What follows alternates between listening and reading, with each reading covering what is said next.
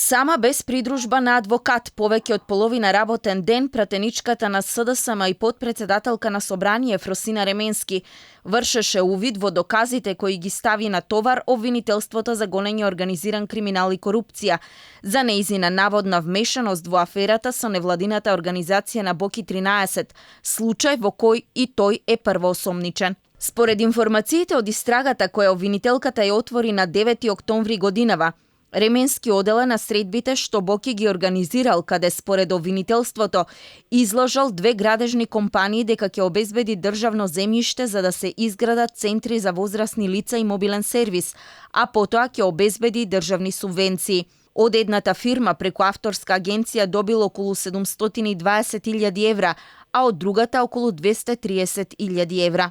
Лицето како функционер заедно со првоосомничениот присуствувало на средбите организирани од првоосомничениот, при што го искористило својот углед и авторитет и оштетените стекнале впечаток дека зад понудените проекти стои извршната власт. Освен Боки 13 и пратеничката на СДСМ за малверзациите во Меѓународниот сојуз, осомничени се уште 3 лица, меѓу нив таткото на Боки 13 Миле Јовановски и Јасна Мандик, која беше и директорка на 1ТВ. По завршувањето на истрагата, обвинителството има рок од 15 дена да покрене обвинение.